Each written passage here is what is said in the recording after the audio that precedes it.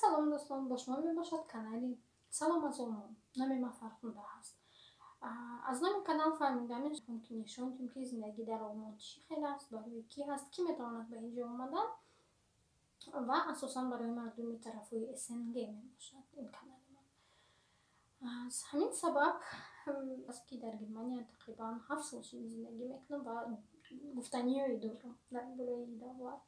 Чӣ плюс ва минусҳое дорад ки барои зиндагӣ кардан, барои фарзандои шумо чӣ гуна ҳаст умуман ҳами Олмон аз дарун, чӣ гуна мебина Олмона одаме ки дар дарунаш зиндагӣ мекунад. Якум обращение ман мешава дар зрителёи худам, дар подписчикои худам барои як маслиҳате ки мехостам ки аз шумо пурсам ки каналам ба забони русӣ барам ё ки ба забони тоҷикӣ барам. Ман ҳами як қисмша ба тоҷикӣ гап задам, мехоҳам ки дуюм қисмша ба русӣ гап задам ва шумо ақидатона пешниҳод кунед ва гап занед ки ба кадом забон беҳтар аст. Я выросла в Казахстане, всё моё детство там прошло. Я жила там 10 лет, потом осознанный мой возраст был в Таджикистане, там тоже 10 лет. И сейчас на данный момент я нахожусь 7 лет в Германии. Я считаю, что каждый человек может говорить на том языке, который он взял именно в детстве, вот за вот эту вот основу. В моем детстве говорили на таджикском дома без проблем, я его всегда понимала, я его хорошо понимаю, что мне говорят. Просто когда я говорю, у меня выходит не литературный таджикский язык, а более такой уличный, знаете, более такой разговорный. Я бы не хотела коверкать этот язык, да, я бы не хотела делать вид, как будто я его не знаю, у меня там какой-то определенный акцент или еще что-то, да. Поэтому я прошу у вас совета, что же вы посоветуете, на каком языке мне вести мой канал, так как я считаю, что наша нация очень умная нация, потому что приезжая сюда в Германию, когда таджики говорят, мы знаем персидский, мы знаем русский, некоторые знают английский, при этом мы еще и учим немецкий. И многие поражаются, это как? Это вы сюда приехали, и это вы все знаете? Потому что они о Таджикистане не знают ничего. Они думают, Таджикистан это где-то там далеко. Раз это все на границе с Афганистаном, да, значит, мы тоже вообще ничего не знаем, да. Но поэтому суть в том, что я бы хотела сказать, что я уверена, что многие из вас понимают русский язык, да, и вам это не будет сложно меня слышать. Я бы хотела вам давать правильную информацию, я бы вам хотела давать четкую информацию, я бы хотела говорить с вами намного открыто. И на таджикском языке мне это получается чуть-чуть сложно. А ҳамин сабаб ман мехостам ки аз шумо пурсум кунам ки ба кадом забон шумо мехостед ҳамин каналам бинед. Чӣ ки ман гуфтам, ада беҳтараш ки русӣ боша. Ман ҳамаи гапе ки ман дар шумо мегӯям, ман гап ман фикр карда занам, ман гап ман тоҳлил карда занам ва забон ман хеле тити карда набурорам, да, лаҳҷавӣ накунам, адабӣ кунам.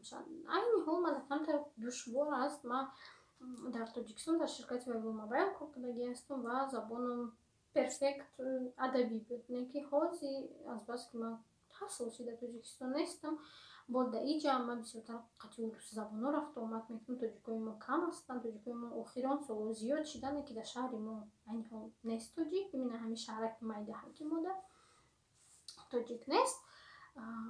Барои ҳамин ман корма пеш бисёртар ба русӣ пеш мебурдам, барое ки ҳастанд духтурои русзабон, ҳастанд садиқои русӣ, ҳастанд мактабҳои русӣ, ҳастанд группаҳои русӣ. Нами солҳои охир 2-3 соли пеш ман сар кардам ёфтан группаҳои тоҷикӣ, дар ҳамаҷо ҳам ҳаст, леки камтар ман дар қимтарам. Барои ҳамин эҳтироми шуморо ман хоҳиш мекунам аз шумо ки шумо одам эҳтиром кунед ва пешниҳодтона гап занед.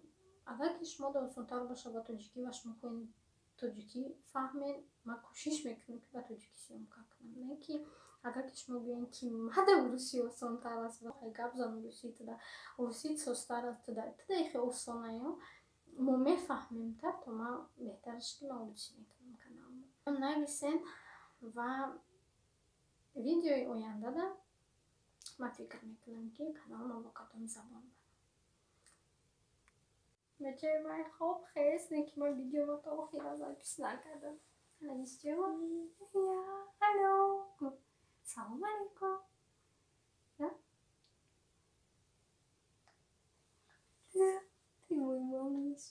такой маленький. Его зовут Аникс. Да? Аниска. Гарзадан аметона. Майда илуки бачум хестан. Майда ки хест. Вам экспресс кавуни мехезам. چخشید یا همه روز خواب رفتن یا خواب نبودن کلانی اومد خوب نمیرونه که همین ساعت 6:30 ساعت خستگی نمیدونم چرا شاید که هوا بزرگ باشه که یا چیزی دیگه برای که آدمایی که اوتیسم دارن نمیفهمیشون که چی غمشون میکنه چی تشویششون میکنه گپ زدن نمیتونه که ما پرسیم که بچم کجا در میکنه بتونم نقل کنم که من یوبا در گرمانیا چه زندگی میکنم چی плюс по минус ходора чи дотация дора давлат чи ёрдам мекунад хеле одаморо ва чи пешниҳодҳо мекунад дар кӯдакистон ва дар мактаб. Ман интизор ҳастам ҷавобҳои шуморо дар таги комментария. Фикр мекунам ки шумо пешниҳодтон мекунед ки ба кадом забон барем, чиро аввал дар шумо сёмка кунам, чиро нишонтонтон ва мо ҳамихе қад шумо нафс бад шинос мешем. Фикр мекунам همه در روز خوب تمنا داریم. Хай. Yes. Влоги امروز هم ما دوام میدیم. امروز ما میکنیم спагетти. قطعی соус. Будет просто нудельный соус. قطعی базилик. Кам тарак мы андазим фарш. 100-120 грамм. Вот так. Здесь барой салат. Это руккола. Болгарский перец. Бодеринг. Томаты черри, айма черри нест, айма минерома томата. Так, сыр мегирем, сыр пармезан, базе ода мақул нест, ман нағыз мебинем, я хеле ода буш мақул нест, мне нравится. Ранги крути қоқшидеги ростигам. Этот пармезан мы андозем да болои спагетти. Так, оливковое масло барои заправка и салат. Фишен краутер барои заправка тоже, это как приправа. И, конечно же, салат айсберг. Главное. Давом шабат нишон томет миуи. Пирешу, что об этом хамондом ке ушула масте. Давом ша нишон томет. Тирамяндозом. Сделаем сейчас на максимум. И çok şuna minutdan istəyim o meknem da барои ки ман ирақати соус аралашна мекунам. Соусша ай болош мерезим худаком бисёртар макарон наз мебинам, соусша наз намебинам, поэтому соус жудо, макарон жудо мешава, соус просто ай болош мебия. И по идее, если когда делается вместе с соусом аралаш мекне, нужно макароны ставить чуть меньше, чем написано. Но у нас будет сегодня вот 10 минут. Душидестан гуфтам ки салата кунем тестарак. Ҳамихе бо барои салат дар кор мешава 2 қошуқ об.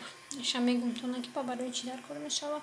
Айсберга реза кардем 4 кунҷа. Ҳозир реза мекунем помидор, бодиринг и болгарский перец. Тоже майдаи борикак нею. Чихеле ки мо дар салати ош мекунем. Акам тарак, калон тарак, чтобы таги забон да биёя. И фаҳмем ки чӣ худ десте. Реза кардам болгарский 4 кунҷа, помидор, мобайнда булак ва бодиринг. Сейчас идем дальше. Рукколара мешум, мепартам. Рукколара шуштам андохтам, пармезанам андохтам и приправара меандозим ним пачкаша болои ҳамин 2 лошка. Ой, бахшиш. Болои ҳамин 2 лошка овда. Нишонтон тим ки як даста сёмкам каданаш бяд қинай. Даиҷа ман андохтам бо 2 ложка руғани оливковый, 2 ложка пур, аму ним пачка приправара, 2 ложка об, чихеле ки дида будем и ҳамаи ҳамира гирифта аралаш мекунем, баъд болои салат мебошад. Ҳазир баъди ки аралаш кардем мегирем ва дар болои ҳами салатмон мепошем и як бори дига мекобем. Фарша андохтам, жарить кардам ҷо сёмка када натонистам кратагирия доштам. Фарша андохтам ва инами нудли соуса бинем ки қати базилик боша, ҳама ба мазаш қати базилик ай бо ҳастай қати оливковый, қати просто оливки. Ва ма жарить микрон чизомуна да кокосовое масло.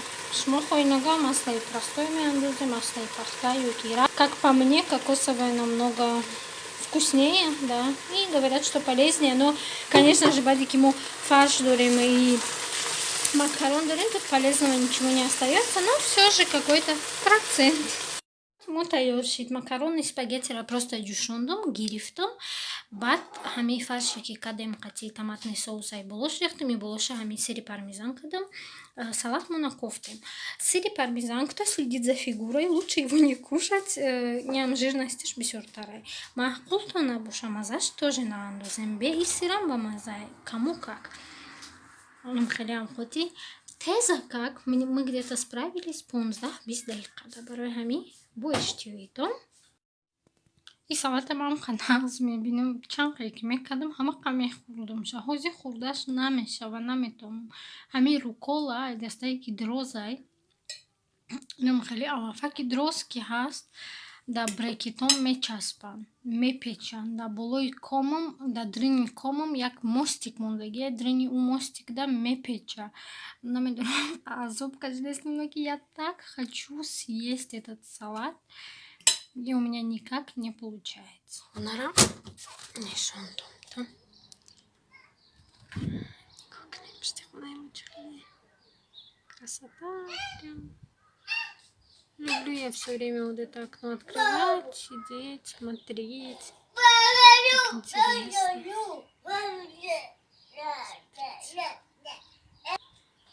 Радость для глаз. Welcher Buchstabe kommt nach dem Buchstaben A?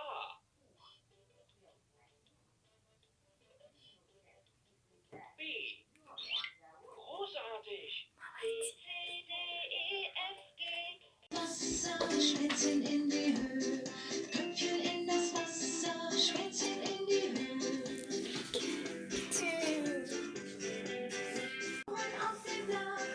Kuchen auf dem Dach, flieg es in die Lüfte, fliegen alle nach. Flieg es in die Lüfte, fliegen alle nach. Alle meine Hühner scharren in dem Stroh, finden sie ein Körbchen, sind sie alle froh. Finden sie ein Körbchen, sind sie alle froh.